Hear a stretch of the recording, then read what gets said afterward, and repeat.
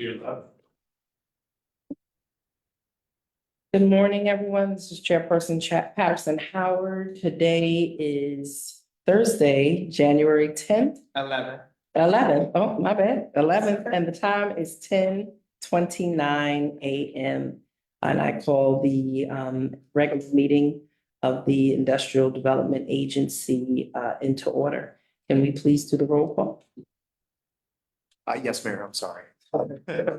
Mayor? Here. Here. Okay, and Controller? Yeah. And Johnson. Here. Okay. Yep. Yes, a note for the record. Yeah, and just so you know, we have one that is serving, but we will acknowledge his. Thanks. Well, thank you. So, Mayor, we have a call, so we may proceed. Thank you. Okay, so we'll start the agenda and then I'll make an announcement later. Absolutely. So the first item on the agenda is the approval of the minutes for December 14th, 2023. Are there any questions regarding the minutes or comments? Make a motion that we adopt the minutes from December 14th, 2023. Is there a second? Second by the controller. All in favor indicate by saying aye. Aye. Any opposition? There being none, minutes are approved. The next item is we are going to have a concurrent audit and finance committee meeting. The purpose for today's meeting is to review the responses to the request for proposals for audit services. We've completed almost 5 years of audits during the tenure of this administration, actually 6 years if we include 2018 as well, which was not completed when the administration started back in 2020, or was 2019 for that matter. So we thought it was a good time to test the market again with regard to audit services. The one thing I would ask the committee to do is to go into executive session because proposers have provided us, their proposed responses as to the amounts. And because we are going to appoint one of them, it is a permissible reason to go into executive session so that we can review what those amounts are and the board can make a decision. When we come out of executive session, obviously, to the extent that an audit company is going to be, or a company that's going to provide audit services is going to be appointed, that'll be announced to the public before there's any vote taken. So is there a motion to go into executive session with regard to the appointment of a particular person at this time? Yeah, I make a motion to go into executive session. Second by the controller. All in favor indicate by saying aye. Aye. Any opposition? There being none, we're in executive session. Thank you, sir. Approximately how long? I would say about 10 minutes. No problem.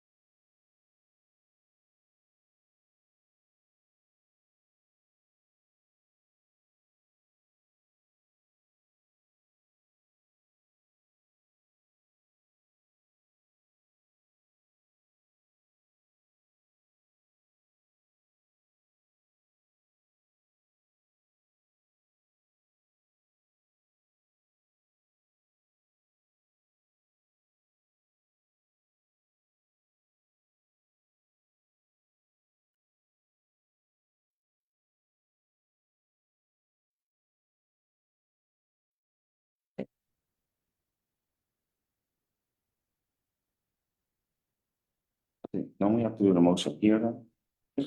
Yeah, well, I'm going to explain that we're out of executive session, just give the reasons, so. We're live. Yes. You wanna? Yes, so during the executive session, the board did discuss the appointment of a particular corporation to provide auditing services. No vote was taken during the executive session. Thank you. So, what's the name? Know that we back in session? He's not there. I look. Yeah. Alrighty, so, you know, since we're kind of just been talking about our audit services and things of that nature, I just want to share a letter that we did receive from the New York State Office of the State Controller from January 2nd, 2024. Nice way to start off the year. Dear City Mayor Patterson Howard, your 2022 annual financial report and certified financial audit have been filed in Paris for your Industrial Development Agency. Based on our review of the report, the City of Mount Vernon Industrial Development Agency has complied with the reporting requirements of Section 859 General Municipal Law. Therefore, by operation of that statute, the power of the City of Mount Vernon Industrial Development Agency to offer financial assistance which provides exemption for state taxes is reinstated. We understand that local governments are facing many challenges at that time. Our staff is working to target our efforts to support your needs and priorities. Please contact us with any questions. And that comes from the Office of the State Controller, Division of Local Government and School Accountability. And so, you know, we said that when we came in 2020, that it was definitely our goal to get reinstated, to have our IDA status reinstated. We had to complete 6 years worth of audits, and we did 6 years worth of audits in 4 years. We could have probably done them faster if we would have had quicker access, which we did not for the first one to QuickBooks. It took us about a year to kind of work with QuickBooks so that we could gain access to the numbers. But I want to thank our Comptroller Morton, who has always, you know, then served and now serves as our treasurer. I want to thank Director Mack, and I want to thank Julie for working with our auditors and our firms, as well as Raj, who, while in his role upstairs in planning and now down with the controller, have all worked very hard to make this happen and get us to this place. And so we also want to thank, while we're at it, the County of Westchester, who during the time where we did not have our status, was able to work with us to review projects so that we could determine project worthiness and offer the financial incentives if those projects warranted them. So it's good to have partners, but it's also good to be able to do this again.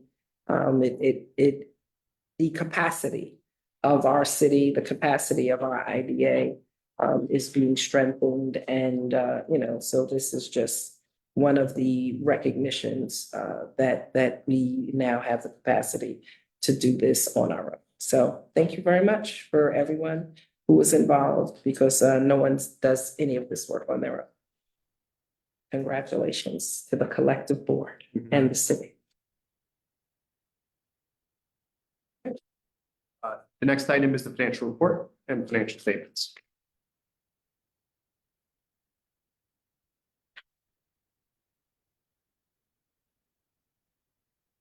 Aren't these on 11/14? Getting old. Huh? They're not that bad, but dish.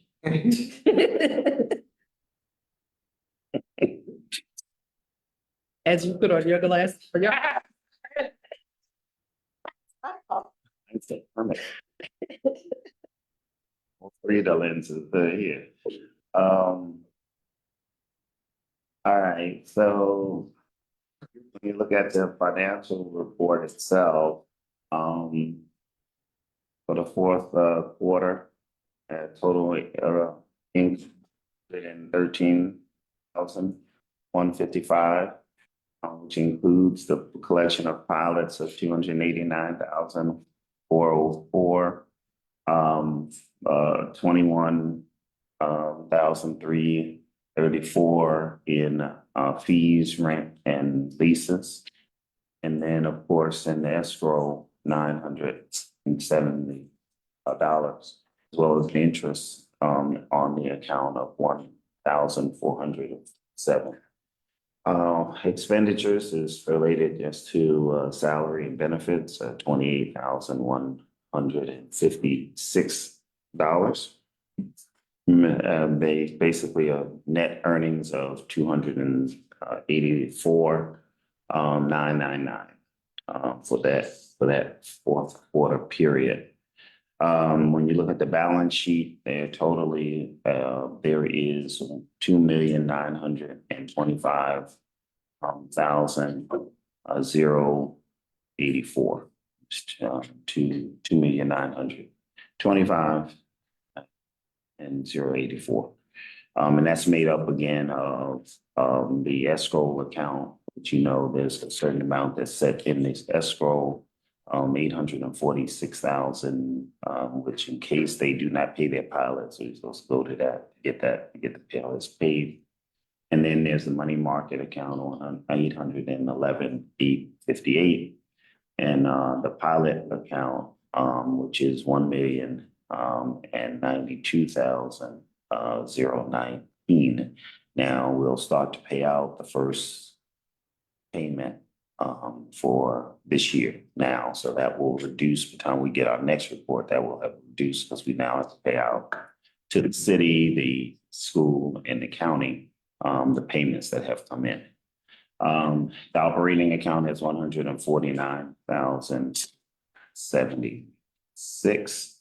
And then we have accounts receivables that we still need to collect 125,061. That makes up that 2,925,084. Liabilities, of course, are the same. I mean, the 1,092,019. Again, a pilot, it sits in our pilot account on our balance sheet as an asset, but it also is a liability because it has to be paid out. It doesn't belong to us. And then you got the 1,792 in other payables. So when you look at it from the standpoint of this period of cash flow, the increase was 284,999. And at the end of the day, the balance, the cash balance for the agency is 1,241,495. So that's the financial information. When you look at the other report that has been sent out to you, you'll see who has paid the pilots. When you look at that, we basically only have the partial outstanding from Dominican Magic for the 25,000 that I talked about, which is the amounts that are receivable. Other than that, all the pilots that we actually manage have been paid up to this point. I'll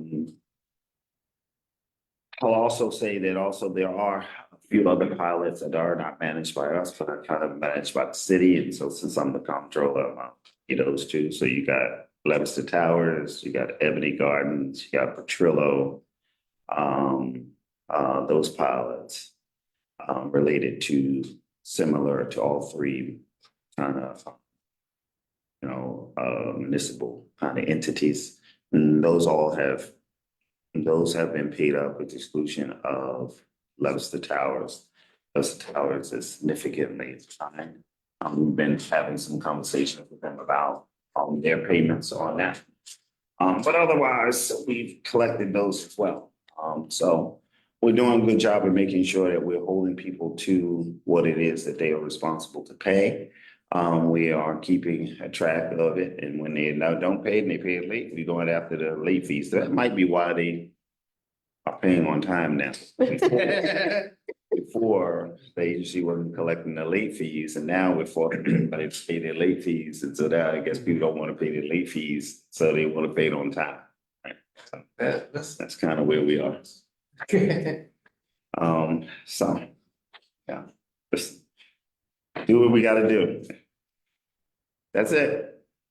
Well, thank you so much, again, and thank you and the team for being vigilant, as you stated. You know, when we came in, we were millions behind in collection, and now we are, what, $25,000? Mhm. And again, that's not residential, that's a business, so, we will continue to pursue that and take care of that. You know, $25,000, payables or receivables is much better than the millions that we kind of inherited when we came in. So we've been very diligent. And as I look at the list, and that's something that I kind of want us to do some type of report on for the IDA.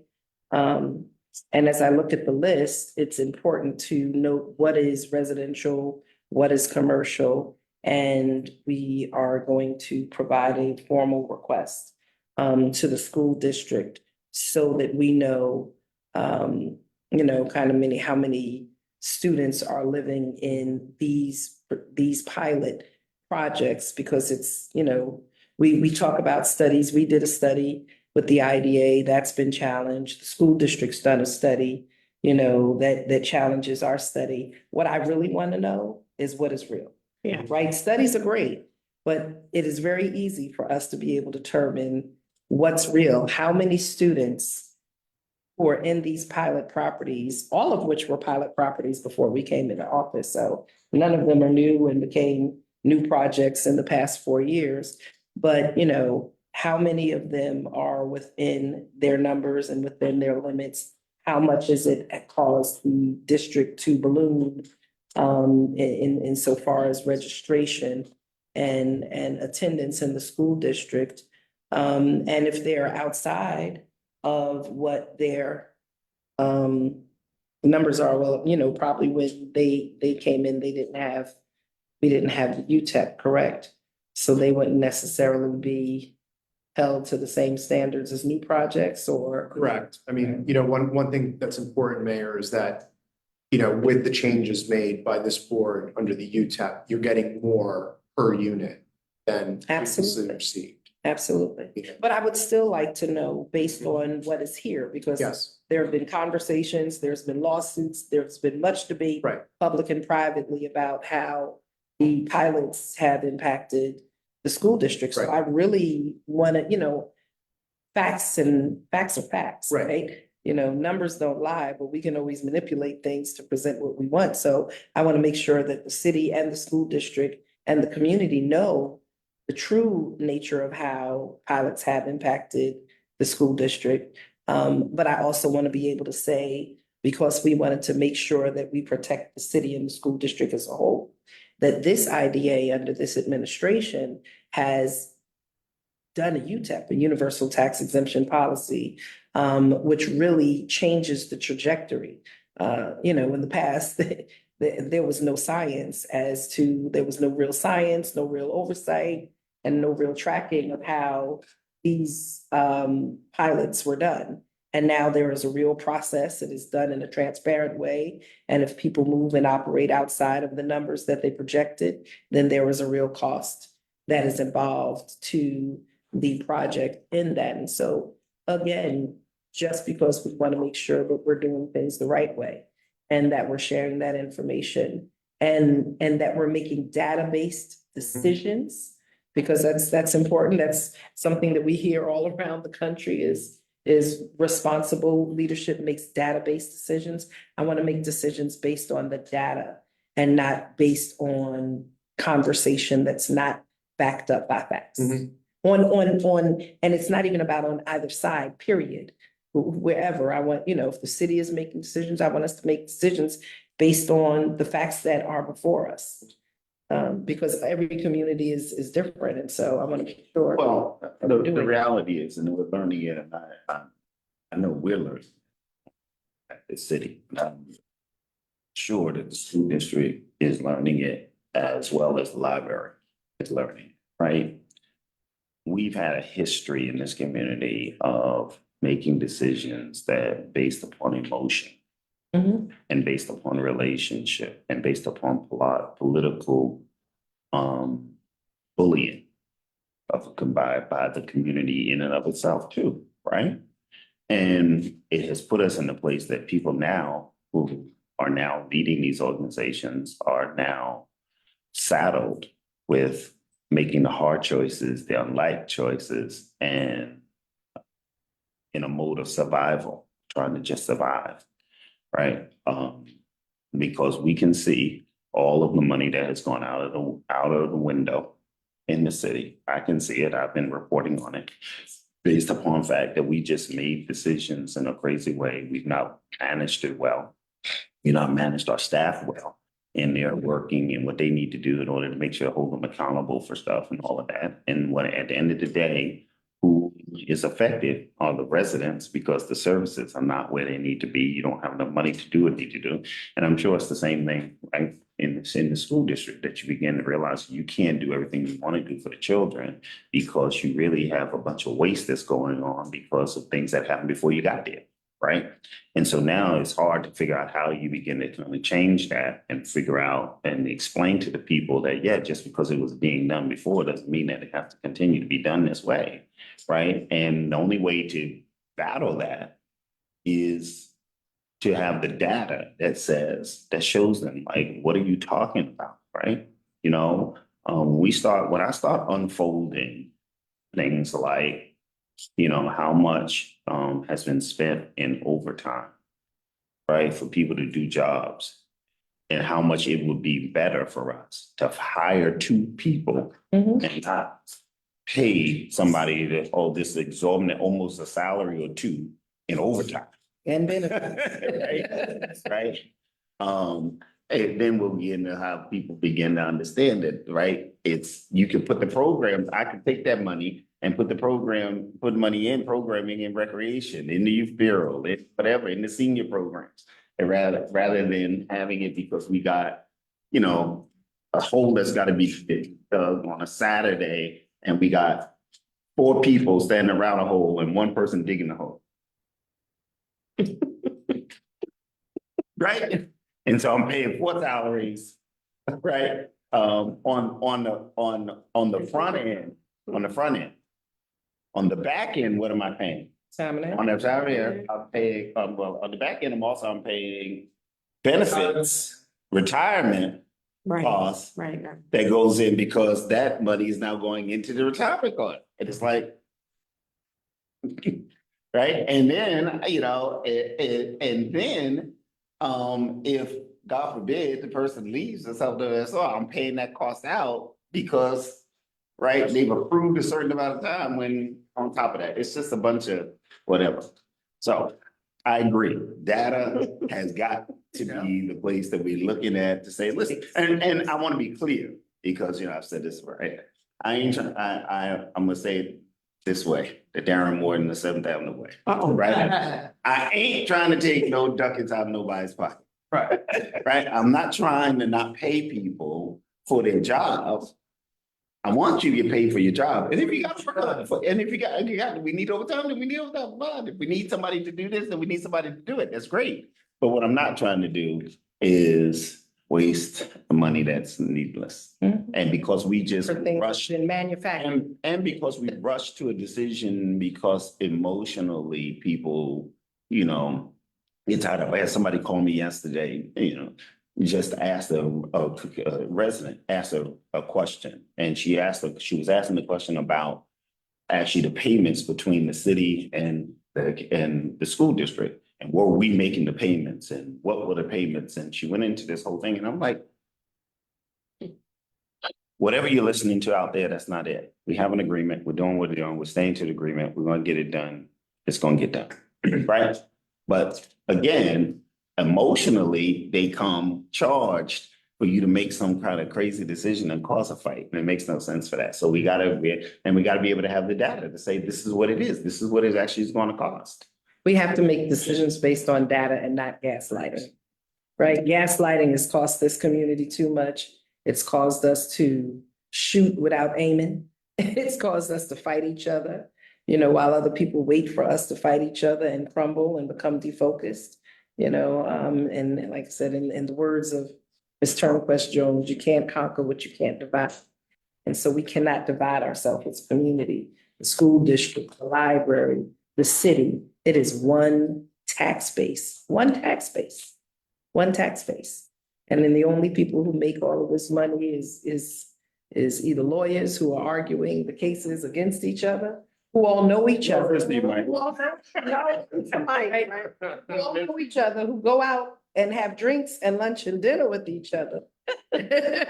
And continue circular arguments at the cost of taxpayers. And so, I mean, you know, it's not like that we haven't seen that happen, right? We've seen it happen. And so we as leaders in this community have to become smarter. And because whether games are being played with manufacturing overtime or manufacturing fees and legal costs, we have to deal with it. And as everyone is doing at this time of the year, we gotta caulk our windows, put plastic on the windows and keep the air in and the heat in so that we're not paying extra stuff. So thank you so much for your financial report and the extra commentary, because I think it's all really, really important.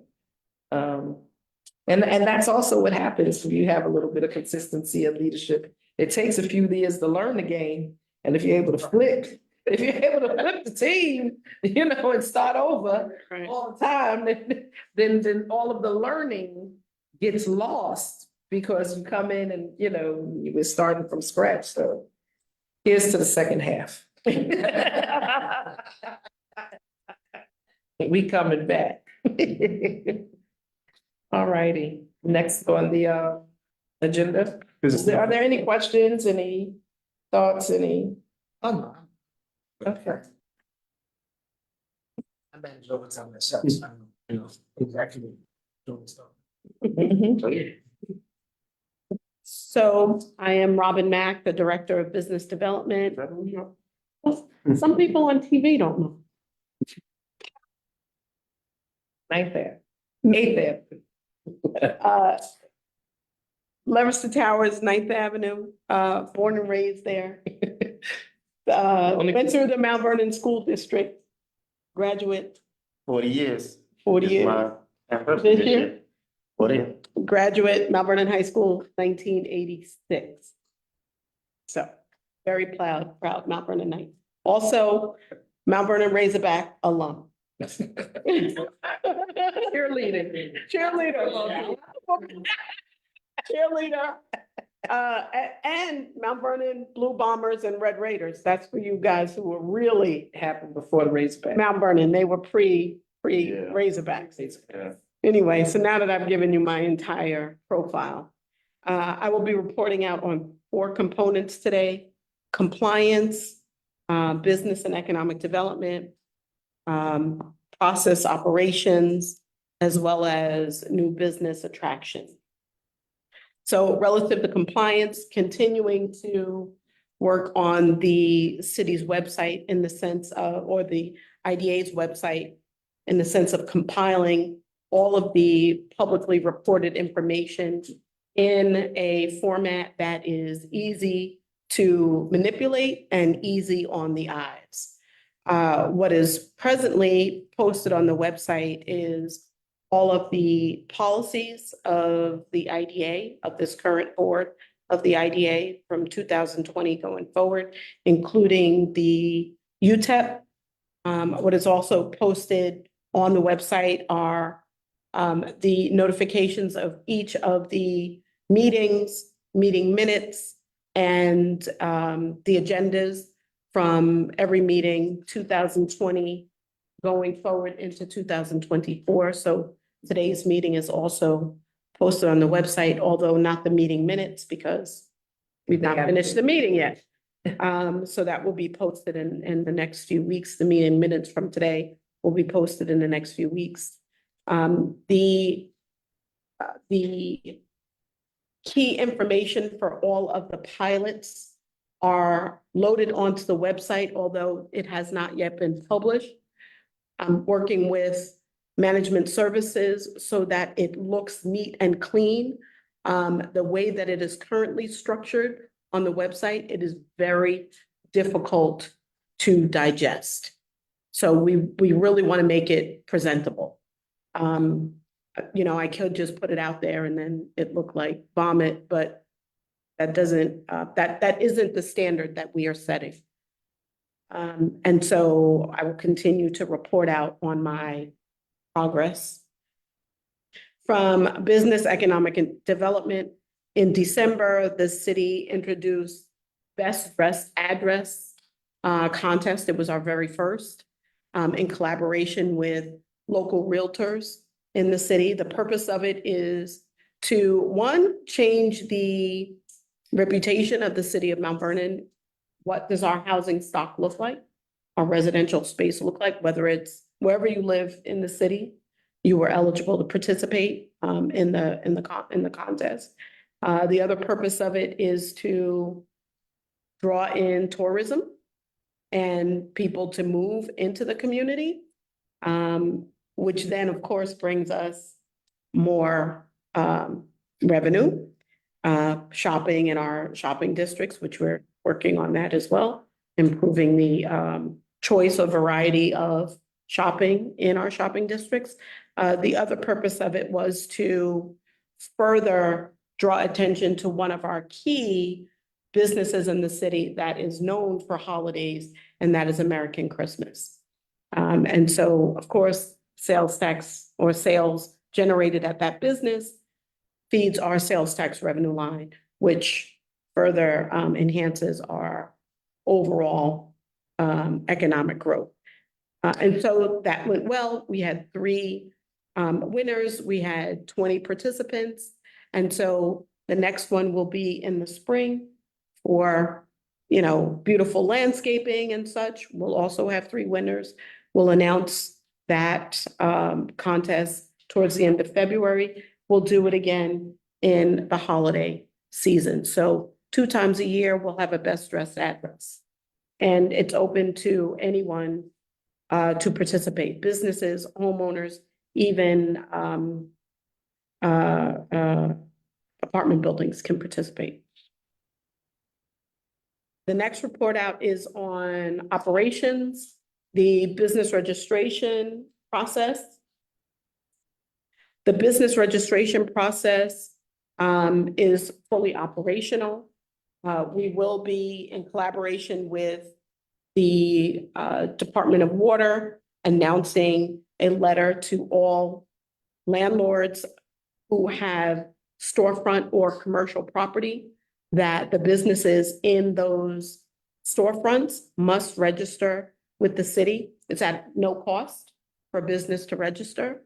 However, if they do not register by the deadline of June 3rd, there will be a non-compliance fee assessed.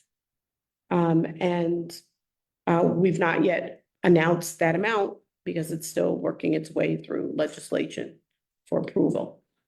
Attraction of new business.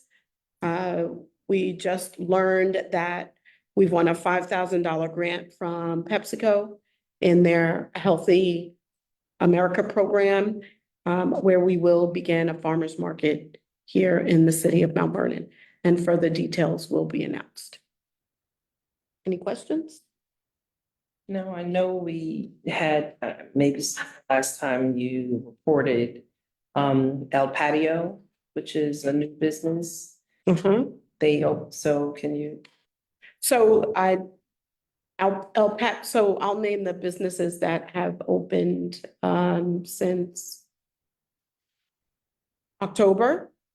El Patio is they began as a food truck and then opened up a restaurant. They're located on Bremerton Avenue next to Sal's Deli, or 159 Bremerton Avenue is their address.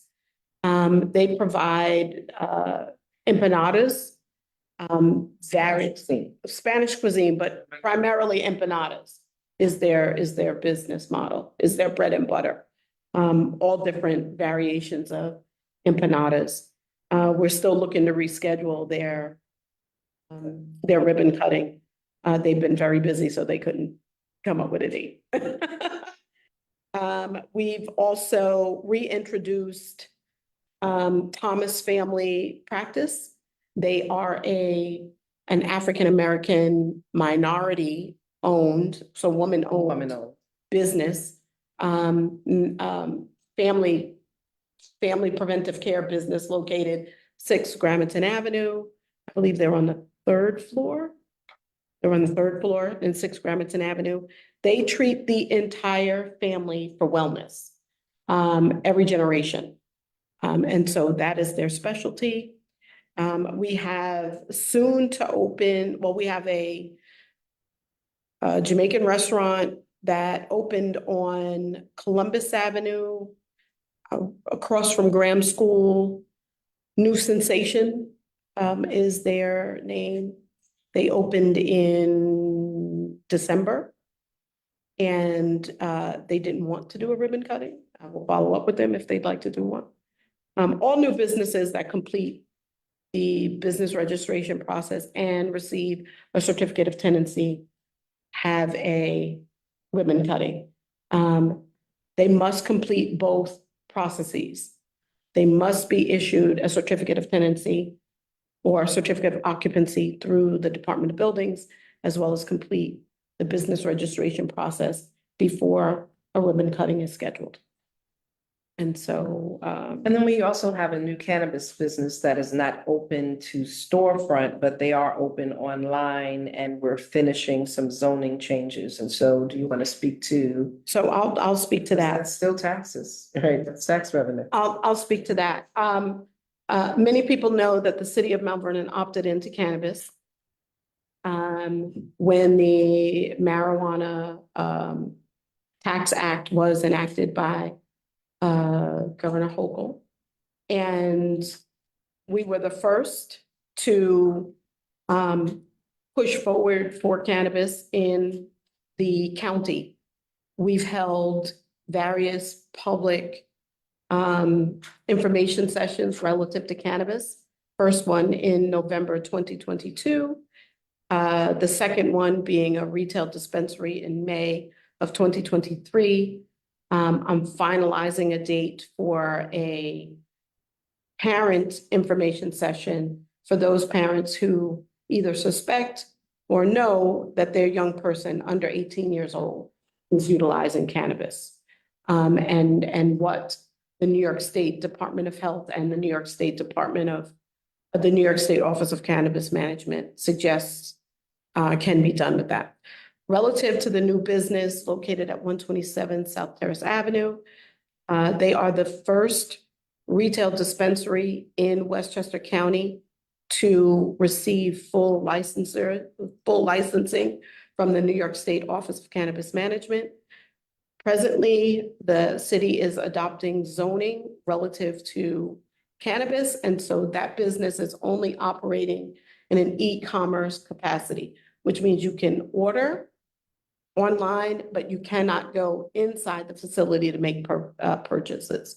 That business is Elevate Cannabis LLC. As I mentioned, they are online and they're operating. There is a second e-commerce dispensary located here in the city of Mount Vernon that is very near opening. That is Purple Owl Retail Cannabis. They're located 791 South 3rd Avenue. They are only e-commerce or online orders. You cannot go inside to make purchases. And we have 2 more in the hopper to go live within the next, 3 to 4 months. And so one of the things that I want to say, because there's been lots of discussion around, cannabis and concern around children and safety. First and foremost, we did do the cannabis pop-up store display because we really wanted, and it was open for 2 days, I think 2 Yeah, days. yeah. And we wanted people to have an opportunity to see that a cannabis store is not some seedy thing, hidden behind the strip joint, right? Because this is how people talk about it. It's not some seedy business hidden behind some other illegal business in a back dark place. It has to be well lit, it's well secured. They have to be professional in the way they take their money in and how point of sales and all of those things are processed. good cameras because you want to make sure that the business stays safe, that it's well lit outside, you know, that there's traffic control, all of those things have to be in place. Probably much more regulations around cannabis stores than there even are around liquor Yes. stores, which are in abundance in our communities. Yes. Secondly, it brings in taxes, it brings in it brings in jobs. The other piece that I want to talk about is cannabis stores do not create an illicit market for kids. What creates a market for kids is parents who buy cannabis and don't manage their cannabis as it's sitting around their house. There is a legacy market. There will continue to be a legacy market at some level or another because cannabis has been decriminalized. It has not been legalized for street sales, but it has been decriminalized. And as long as a person has less than a certain amount of cannabis, it is not a chargeable offense. So there is still a legacy market in the community. And again, it's up to parents to secure your cannabis, your gummies, your CBD at home, so that your children don't have access to it. Kids cannot walk into the cannabis stores like they can't walk into a liquor store and buy liquor, they can't buy cannabis. So the misinformation and the disinformation that is out there is not helpful. But what people need to do is parents, and let me not just say parents, grandparents, aunts, uncles, cousins, friends, sisters, relatives, neighbors, teachers, family, everybody, secure your stuff, right? Make sure that it's locked up if you don't want your young people to gain access to it. Because we've already seen incidents where kids have come to school and they have been high, whether they were high on the way to school or they got high while they were in school, and we've had to send ambulances to school to prevent overdoses. Again, that was not a cannabis store going in to the schools or going to sell it to kids. That is an illicit market, or that is family and friends or someone who are around these kids not being responsible enough to be able to manage it. And so, you know, those are the things that we definitely need to look at. And as this is a quick moving train, we have to continue as a community to make sure that we're looking at the best way and the most responsible way to introduce this industry into the community. You know, it's not about morals. You know, more people die and there are more accidents caused annually by illegal drugs like alcohol and cigarettes. You know, so just like those are industries that have to be regulated, this is an industry that has to be regulated, and you will continue to learn as we continue to move forward in this process. We are not pushers of any drug, legal or illegal. But if we act as if it's not going to happen in our community, people say, oh, well, why would you bring that to Mount Vernon? Well, if they're only opening cannabis dispensaries or on-site consumption lounges in New Rochelle, Yonkers, White Plains, and the Bronx, but our residents are going to buy it and bringing it back into our community, then the same concern still exists. We just don't have any benefit of tax revenue or jobs, right? And so the social issues are going to be the social issues, whether we operate one in Mount Vernon or not.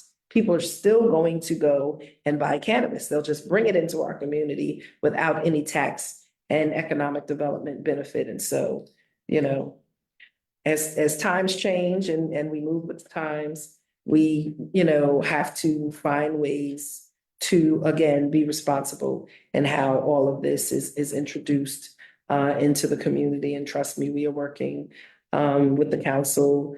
We are working also with the school district, our police department and the wellness division.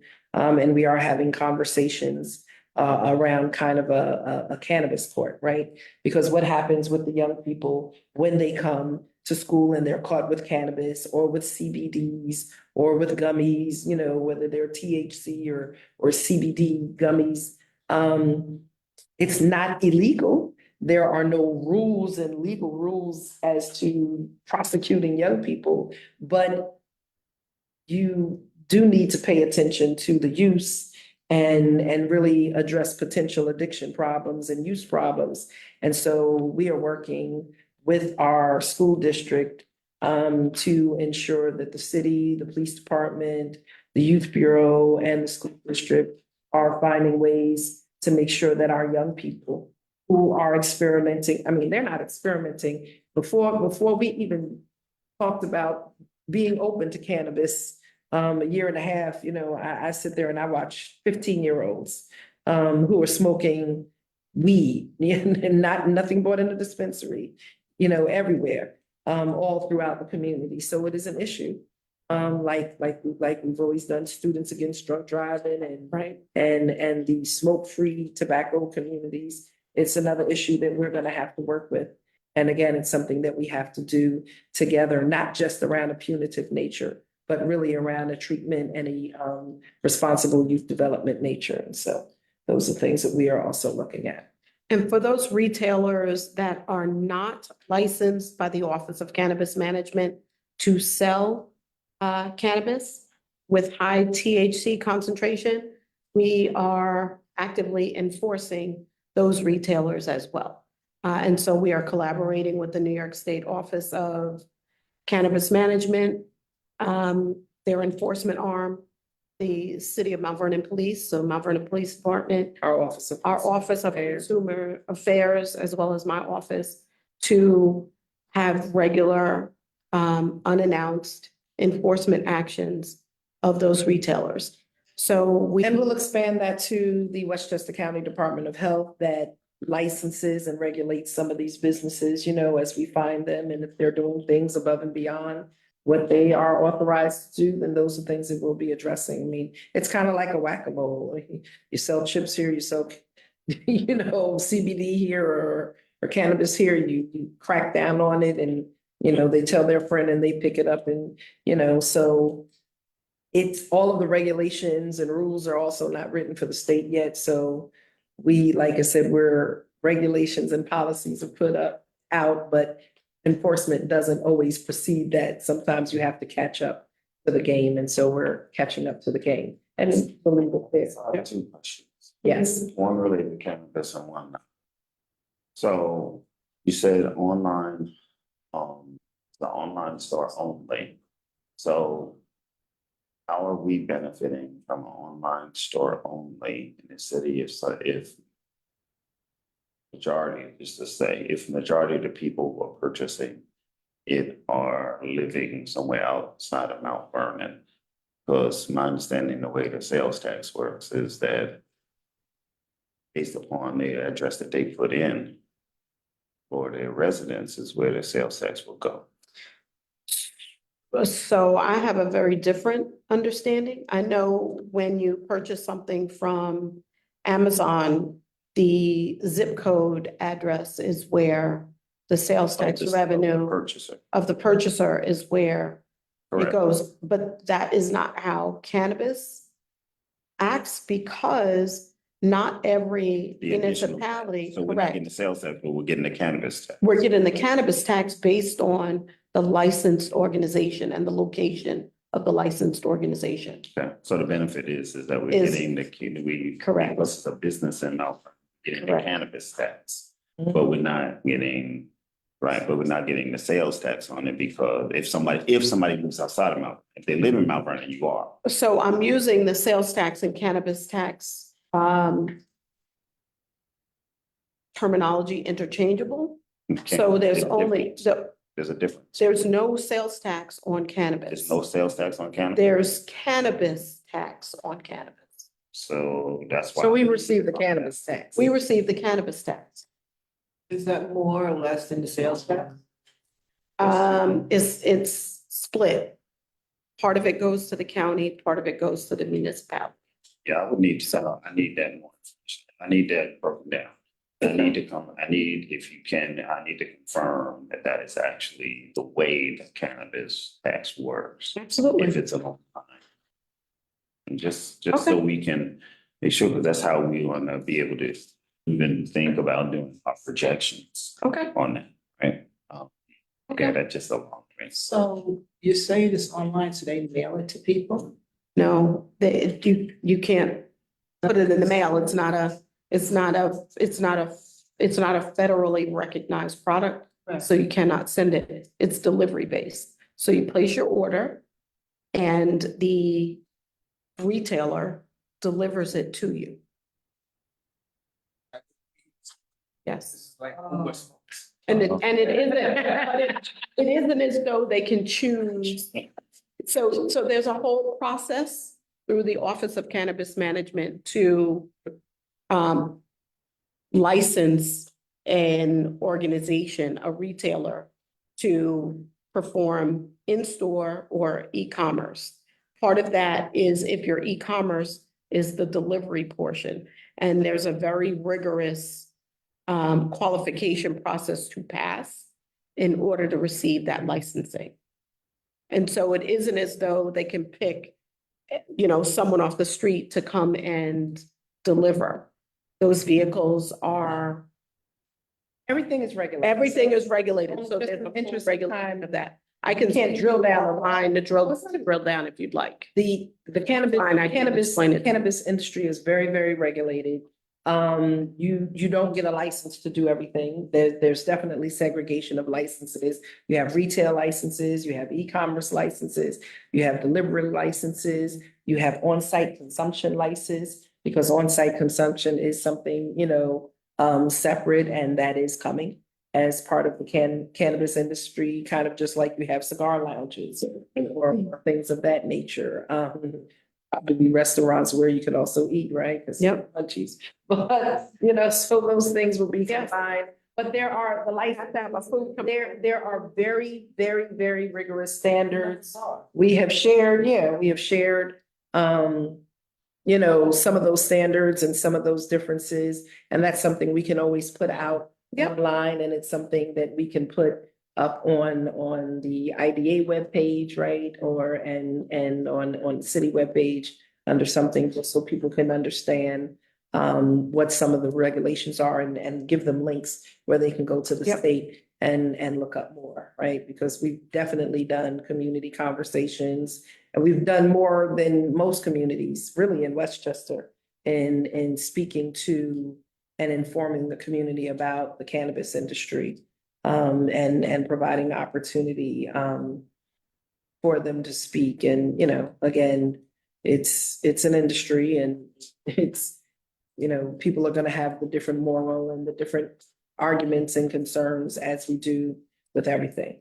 And those are things that we will continue to address as we move forward in doing this work, and working with the retailers and the businesses to stand up their businesses legally, and then providing enforcement for those who are doing it in a fashion that is not legal and can be hurtful to the community.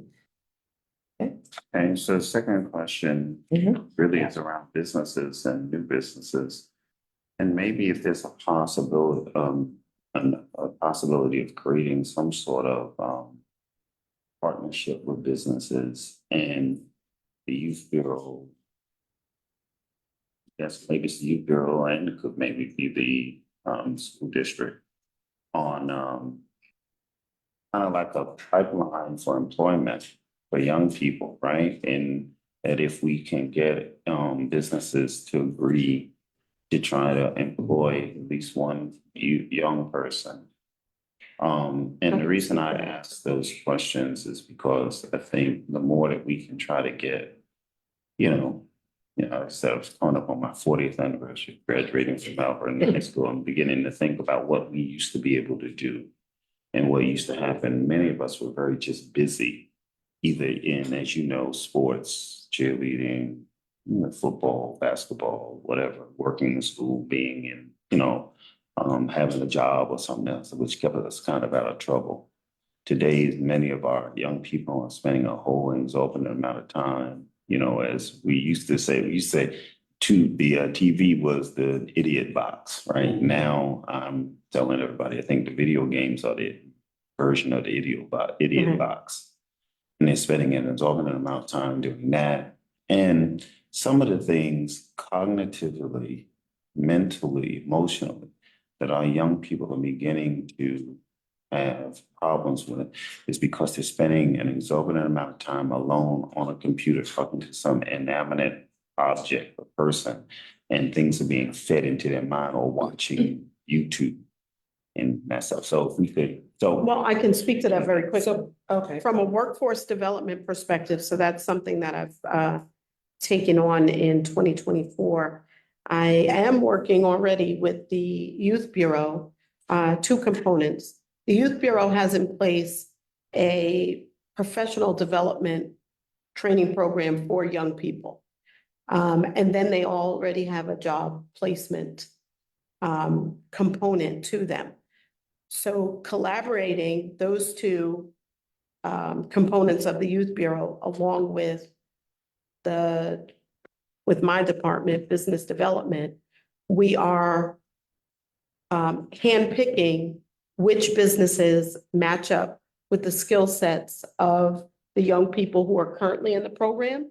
And then working with Westchester Community College to help then fine tune some of the skill sets that the young people will need to fulfill some of the job vacancies within the city of Mount Vernon. We will be having a webinar in February with Empower, which is an organization that provides free cybersecurity and technical skills training for young people between the ages of 18 and 26, but then also veterans. So we'll be having a public webinar informing of the coursework available to Mount Vernon residents through Empower, and then what that then looks like for them obtaining work, whether within the city of Mount Vernon or with some of the tech companies in Westchester County or even in New York City. So And just if I. that's very quickly. And just very quickly, so when we did the cannabis pop-up, when we did our community conversations with the cannabis industries, That too. brought in every Cannabis from workshop. construction. Yep. Right, because in order for the cannabis retail stores to be built out, there are very, very specific configurations. Yep. Materials, things of that nature, issues around security and video cameras. Point of sales, there are so many pieces, back-end pieces to the business. But then also even the science of it. So we've talked with some of the local universities, we've spoken with the New York State Office of Workforce Development and Cannabis Workforce and Initiative. the Cannabis Workforce Initiative. And we'll be pulling that information together to also bring it to the schools, right? Because we have a STEM school.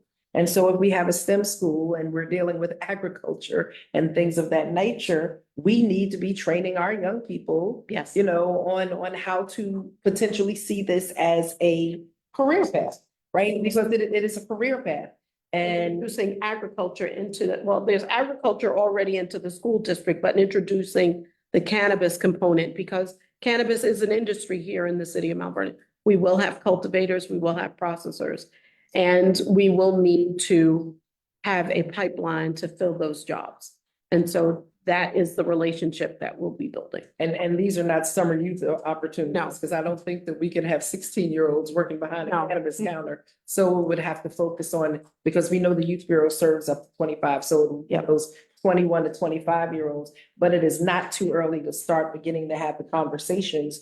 Just like you can't become a police officer, you can't take the police test until you're 21, but that doesn't mean in the schools, you don't have some type of preparatory program for people who are interested in law enforcement, you know, so there's a lot of ways to have this conversation. But as I said the other day when I was being interviewed, as industries come into Mount Vernon and jobs are developed, the jobs will not be available to Mount Vernon residents if we are not preparing them, if we are not really investing in partnering around workforce development so we can create 1,000 jobs. But if we only have 100 people who are ready to fill them, then they will be filled by people outside of our community. So whether it's the cannabis industry or it's public safety or it's, you know, construction, any Accountancy. we have to make sure that we are working together, the school and the city and our business community to do some very, very intentional and targeted workforce development.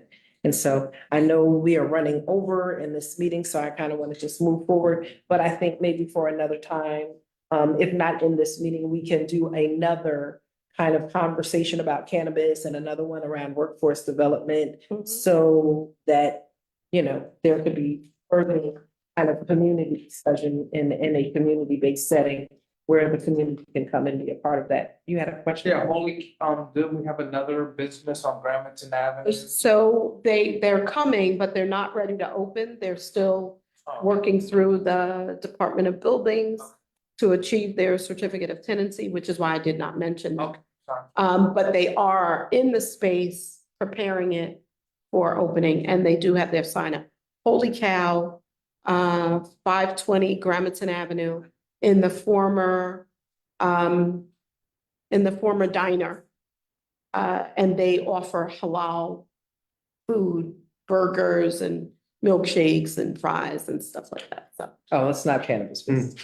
Right, no, it's not a cannabis. I'm excited because they are a beautiful, Looks like. it looks very nice from the exterior, so. And then just the last piece so that people understand, just like liquor stores and bars and things of that nature, there are rules and zoning rules and placement rules around the cannabis industry where it cannot be a certain number of feet from a school, a Correct. church, a daycare center. And so, you know, it has to be, retail stores have to be in retail neighborhoods. And so, Yes. you know, as we are vetting projects, we are looking at those. But then I think what is very important overall, because we are dealing with our comprehensive plan, and it is something that Ms. Mack did propose and put before the city council last year, and they kind of did not take it up, but we will reintroduce it again because it is important, right? I think we have to set some guidelines around businesses and what type of businesses and how many of the same types of businesses can operate in our community. Because the one thing that we're dealing with in Mount Vernon, I love getting my hair done and my nails done and like to see a man with a good shaven head as best as anyone else. But personal care businesses don't pay taxes. We get no sales taxes from them, but we have to provide services to them. And so we really have to look at the number of beauty salons and hair braiding shops, the nail shops and barber shops and those type of businesses, because it's a convenience. And yes, people might even come into our community to participate and use those businesses, but it makes us not one single dime. And oftentimes it doesn't even create jobs locally. At all. Because a lot of people are coming from other communities and bring a whole fan of their friends and family into the community to provide the service. So, you know, if it's not giving us sales tax and we have to provide all of the services to it, it becomes a challenge. So we have to be smart as we develop, just as much as we are talking about what kind of housing can come in and what kind of industrial development can come in. We have to talk about some of the retail businesses that are coming in. Because if it doesn't serve a tax benefit, then it is also a drain on the community. And so, you know, we have to have those discussions. Ooh, can someone hit the light? We had really good sunlight earlier, but now it's getting dark. You know, I love a warm room, but I don't want anyone to think that, you know, we're not getting ready to play Barry White. Thank you. So we have two resolutions Mhm. for the board to consider. The first is a resolution authorizing certain invoices. There's two listed in the resolution. We asked the board to consider a third add-on.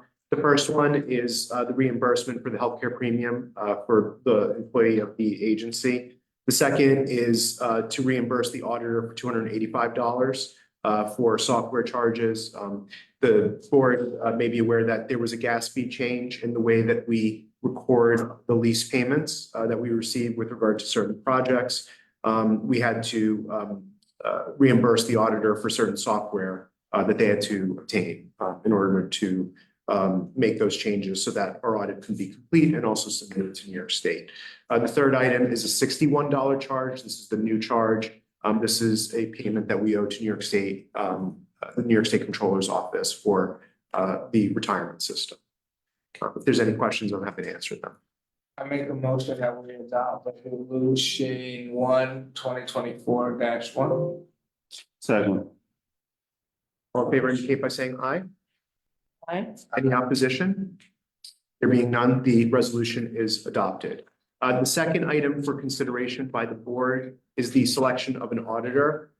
There was a recommendation made by the audit committee earlier today to stay with our current auditor, which is RBT out of Poughkeepsie. The difference between the pricing that RBT provided and the lowest responder was anywhere from between $250 per year. These are, 3-year contracts. And approximately $500. So what the audit committee has recommended to the board is that we engage RBT, provided two things. One, that they meet the pricing of that lowest responder, which again is somewhere between $250 and $500 each year of the audit period. And the second thing is at year 5 of the audit that the lead partner change so that there's a little bit of a different partner leading the audit review. So that's the summary of the resolution. So moved. Okay, motion by the controller, second. Second. By the Corporation Council, all in favor indicate by saying aye. Aye. Any opposition? There being none, the resolution is adopted with those two provisions. Thank you. I have nothing further. The only thing I was going to say was, which the mayor already talked about, was the fact that we submitted our audit and we're up to date for the first time in many, many years. That's something that everybody should really be proud of. Thank you. And, just for me, the last thing, it's not necessarily under the purview, but it does impact business and taxes and revenue that comes into Mount Vernon. So there's been much said lately about the Bronxville Field Club and, whether their taxes go to Bronxville or whether they come to Mount Vernon. And I know that is something that the controller's office. Yeah, I was on the call with them yesterday, with the state yesterday, so I will follow up today Mhm. on it. The Corp Council, all of us are looking at that and having that conversation. Because if you are duly located in Mount Vernon and you are doing business in Mount Vernon, then you should pay taxes to the city of Mount Vernon. And so that is something that we are leaning into and addressing. You could call yourself Peekskill, but if you're located here, you need to pay your sales taxes here. So we are looking to make sure that wherever there is revenue for our city, that we are turning those rocks over, shaking those trees, and getting it so that our stakeholders can benefit from those resources and not just carry the expenses. So is there a motion to adjourn? Make a motion to adjourn. Second. Favor indicate by saying aye. Aye. Any opposition? There being none, the meeting is adjourned. Meeting is adjourned at 11:44, 5 a.m. 11:45 a.m. Started at 11.